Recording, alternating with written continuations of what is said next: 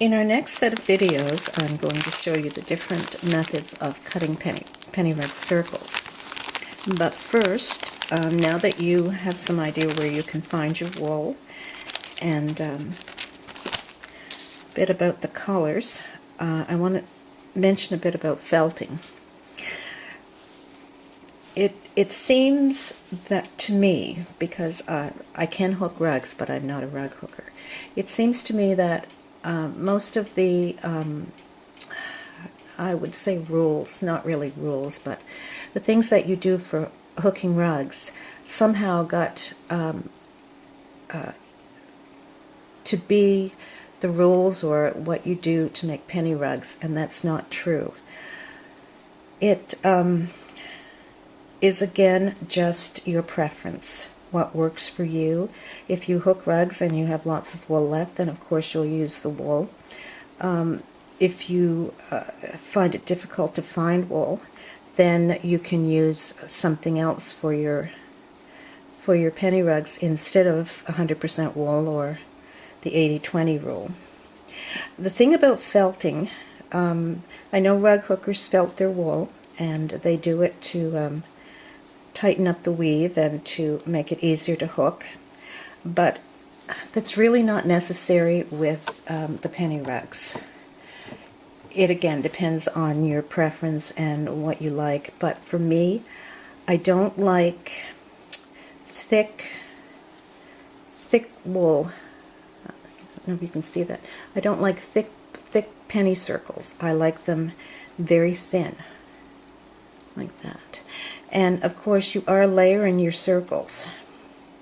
So if you have a thick circle and then another thick circle and then put another thick one on top of that, it's going to be so high. You know, your rugs are going to be so high, rather than just the very thin wool, and you're going to have very thin circles and rugs for your pennies for your rugs. Some wool will not felt. All of these were washed. They were all dyed, washed in hot water and then dried in the dryer. But as you see, I don't know if I can get close. There. See, this is an open weave. This one is very thick weave. It's hard to do this and look at the camera. There's another one that's open, and you'll notice that they fray along the outside. Well,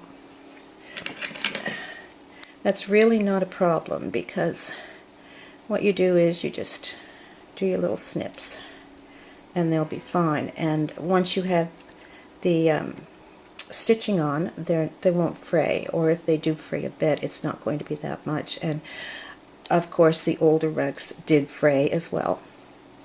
So the thing that I do, of course I can't not felt my wool, because I dye every piece of wool, and there's no way that I could put it outside and wash it. Sorry, I'm just doing too many videos today. And dry it and have it not to felt in the dryer. So every piece of wool that we use, every penny that you've had in your kits, no exception, everything is ironed. And this is another one of those things. Never use a hot iron on your wool. This is a steam iron. It's just an older one, and I have the steam. Ooh. Now I have my camera steamed up. So I just iron the wool, do a bit like this, turn it over, press it as hard as I can, as much as I can, to get it flat, to get it back to looking as though it wasn't felted.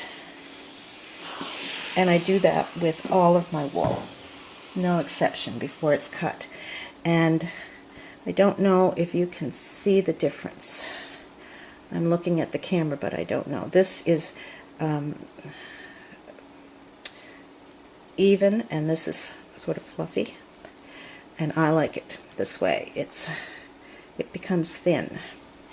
So there of course are some rugs that felt too much. Now this is just too much. I wouldn't use this at all. It's just a piece that I'm going to throw away. So that's it about felting. I iron every piece, and if you like the look of thin, not fluffy pennies, you'll notice that mine are very flat and very thin, I guess you would say. They're different than if you just took wool out of the dryer and cut pennies.